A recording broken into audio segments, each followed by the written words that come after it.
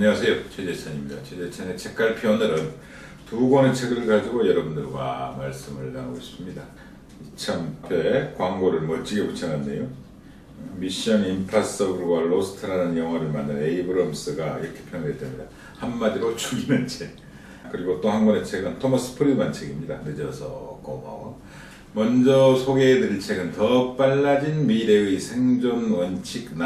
9가지에 대한 일종의 원칙, 우리가 이 시대를 살아가는 적응의 흐름, 이런 것들을 이야기한 책인데요. 여러분들이 잘 아시는 MIT 미디어랩, 세계 최고의 연구기관이잖아요. MIT 미디어랩 소장인 일본인 조이 이토와 제프 하우가 공동으로 쓴 책입니다.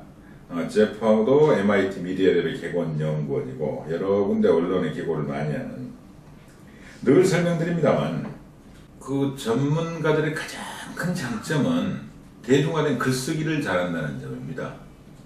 그래 저도 한국의 여러 교수님들과 이야기를 나눴더니 제발 쉬운 글 좀 써라. 언론에 많이 기고하고 대중서 좀 쓰고 좋은 박사학위 논문들, 최고급 논문들을 풀어가지고 좀 설명해주고. 왜냐하면 노벨 경제학상, 물리학상 받은 분들이 전부 다 대중서 쓰시잖아요. 노벨 특히 경제학상 받은 분들은 거의 책 많이 내시잖아요. 그렇잖아요. 근데 우리는 그런 게 없다. 물론 교수님들 할 말이 있죠. 한국은 워낙 교수사의 경쟁이 심해서 그리고 이런 대중서를 인정을 안 해준다는 겁니다. 점수를 안 주는 거죠. 그러니까 일단 뭐 영구적으로 교수 자리를 보장받아야 되니까 연구 논문, 죄송합니다만 자기하고 논문 심사위원 빼놓고는 아무도 안 읽는 그 저널에 실리는 논문들, 여기에 많은 시간들을 보낼 수밖에 없는 거거든요. 근데 이 정말 잘 아시다시피 조이 이토는 MIT 미디어랩 소장인데요.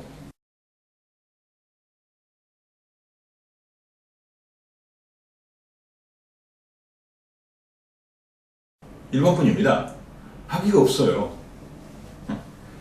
부인은 여전히 일본에 살고 있어요. 그 후쿠시마 원전 사고 때 자기 걱정한 이야기 나와요, 여기에. 예로 들은 거죠. 늘 그렇지만 서양 사람들 그런 쓰는 방식이 있잖아요. 자기 사적인 이야기, 공적인 이야기, 경험적인 이야기 이런 것들 섞어가지고 쓰거든요. 그때 두려움과 그때 상황 변화들, 이 원칙들을 설명해 나가요. 연락이 안 됐다. 그날 내가 미디어랩 소장 면접을 봤다. 원래 내가 맨 처음에는 떨어졌는데 나중에 다시 고려돼가지고 무려 8번의 심사를 거쳐서 내가 미디어랩 소장이 됐다. 과학자, 뭐 영화 제작자, 수많은 전문가들. 그런 이야기를 잘 섞어가지고 알기 쉽게 쓰는데요. 9가지 원칙을 이야기하고 있는데요. 일단 이 원칙은 한번 읽어드리는 게 좋을 것 같습니다. 권위보다는 창의력, 창발. 푸시보다는 풀. 지도보다는 나침반. 멋지죠? 지도보다는 나침반. 안전보다는 리스크. 순종하기보다는 불복종. 이론보다는 실제. 능력보다는 다양성. 견고함보다는 회복력. 대상보다는 시스템. 이 9가지 원칙을 가장 알기 쉽고 편안하고 구체적인 사례 중심으로 설명합니다. 가장 쉬운 예를 한번 들어볼까요? 이 책 앞부분에 나와 있는, 이 책은 여러분이 아는 것에 대한 책이 아니다. 이 책은 여러분이 알고 있다는 것조차 모르고 있는 사실들에 대한 책이다.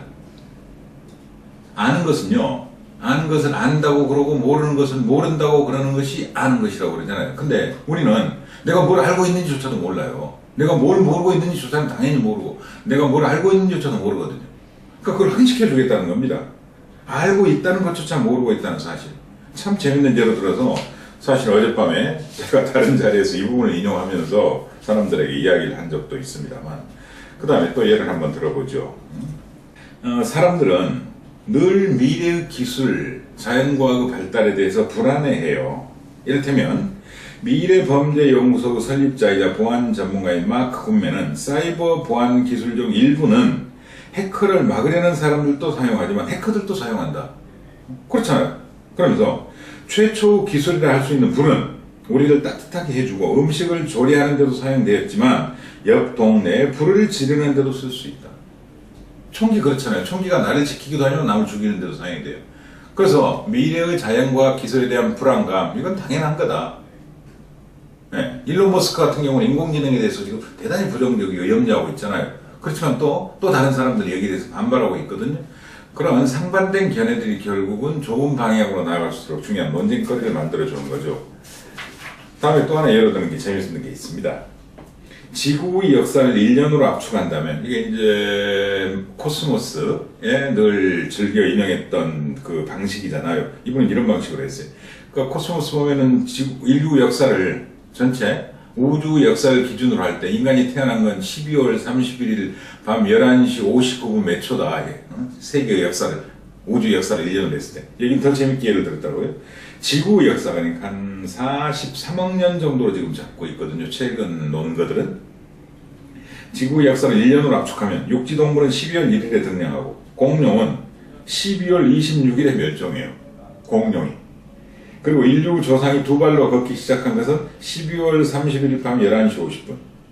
그리고 기록 역사, 우리가 문자로 기록하기 시작한 역사는 자정이 되기 겨우 몇 나노초, 1 나노초는 1초에 10억 분의 1인데 그렇게 짧은 순간에 우리가 기록하기 시작한, 역사 시기들을 살기 시작한 거예요.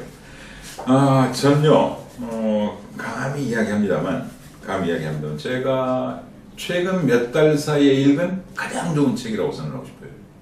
정말 추천드립니다. 간단치는 않아요. 또박또박 읽으셨으면 좋겠고요. 또박또박.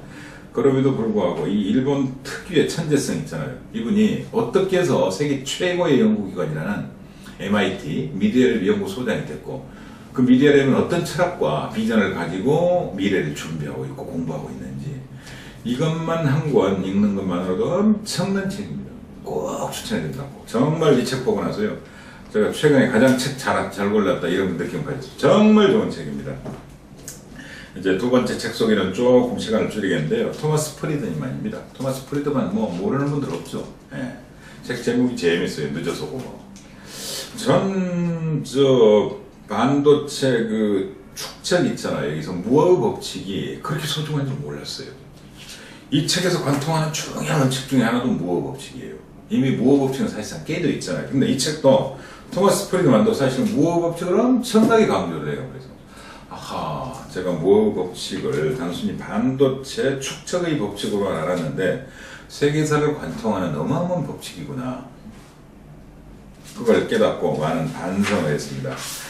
역시 늘 미래학이나 경영학 서적을 잘 번역하시는, 제가 이분 번역책 몇 권 소개한 것 같은데요. 매경 논소위원 하신 장경덕 논소위원이 번역을 하셨는데, 이 책 서문을 보시면요, 2007년, 그러니까 이를테면 역사적으로 여러 가지 중요한 해가 있잖아요. 뭐 1492년 콜럼버스가 아메리카 대륙으로 갔던, 이런 식으로 몇 년 중요한 해들이 있거든요. 세계사를 획기적으로 바꾼. 이분은 기술의 변곡점 2007년이라는 제목을 달았어요. 소제목 중에 하나로요. 2007년이 왜 중요하냐? 읽겠습니다. 2006년 후반기부터 2007년 말까지 아이폰이 맨 처음에 출시됐어요. 충격 있죠? 10년 전이니까요. 페이스북이 학교를 벗어나 전 세계로 확산되기 시작했어요. 하버드를 벗어나서. 트위터, 킨들, 안드로이드, 깃허브, 하둡, 체인지가 나왔어요. VM웨어가 공개되었어요. 에어비앤비와 IBM의 인공지능 왓슨이 만들어졌어요. 인체 게놈 연기 소유를 분석하는 비용이 누구나 접근할 수 있도록 확 떨어졌어요. 클라우딩 컴퓨터가 시작이 됐어요. 태양광 발전이 확 싸졌어요.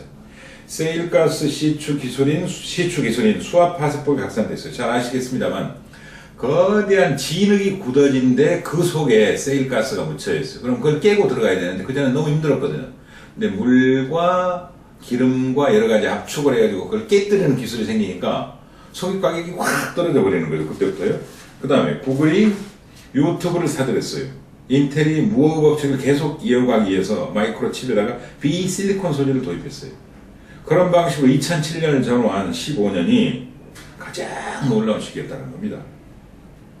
그리고 또 하나 읽어드릴게요. 가장 빠르게 변하는 이 세계에서 가장 잘 나가는 기업들은 공통점이 있대요. 매일 아침 이렇게 묻는답니다. 우리는 지금 어떤 세상 살고 있지? 이 세계를 변화시키는 가장 중요한 흐름은 뭐지? 그 흐름에서 뭘 얻어내야 되고 무슨 충격을 줄일 수 있지? 그 다음 호기심, 편집점, 이런 것들이 가장 중요한 징표라는 겁니다. 자, 책 제목은 뜻밖의 늦어서 고마워요.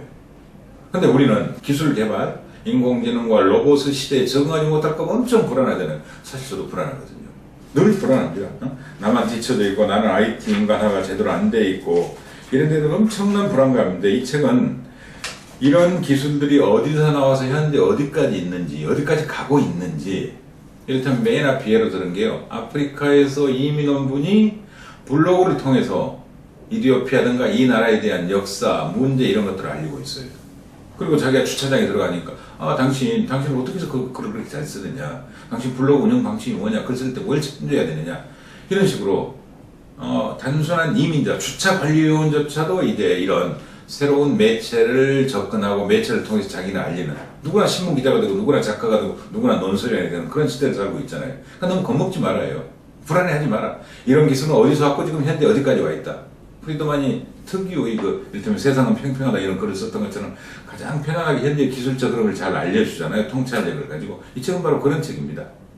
그래서 자연은 어떻게 변하고 있고 기술은 어떻게 변하고 있고 우리는 세계사적인 어떤 흐름 속에 살고 있고, 최근 들어 유발 하라리가 그런 역사적인 통찰력을 바탕으로 미래를 예측하고 있고, 또 수많은 사람들이 지금 4차 산업혁명이니 미래니 인공지능이니 이런 이야기를 하잖아요. 이분은 또 다른 방식으로 기술 시대에, 가속 시대에 적응하기 위한 그런 낙관주의를 심어줍니다. 제발 불안해하지 마라. 이 책은 편안하게 읽으시면 돼요. 두 권의 책 중에요. 토마스 프리드만 책은 편안하게 그냥 넘기면서요. 그 신문기자 특유의 이야기가 많으니까요. 넘겨가시고 그냥 읽으시면 되고, 더 빨라진 미래의 생존 원칙 9은 꼼꼼하게 읽으셨으면 좋겠어요. 꼼꼼하게요. 같은 맥락입니다만 우리 시대를 살아가는, 가속적인 기술 개발의 시대를 살아가는 인간들이 어떻게 적응해야 되고 어떻게 살아가는지에 대한 참 좋은 책입니다. 그래서 혹시 여름 휴가 책을 아직 고르시지 않은 분 계시다면 이 두 권 꼭 여행 가방에 담으셨으면 하는 그런 추천을 드립니다. 한 권은 MIT 미디어랩 소장인 일본인 그 학사조차 하기도 같지 않는 세계적인 천재 조이 이토가 MIT 미디어랩의 원칙과 방향성을 설명한 책이고, 토마스 프리드만은 너무 불안해하지 마. 이 과학기술 시대에 너도 적응할 수 있어. 이런 편안함과 안락함을 주는 그런 위로를 주는 그런 책 두 권을 여러분들께 소개해드렸습니다. 다음 시간에 뵙겠습니다.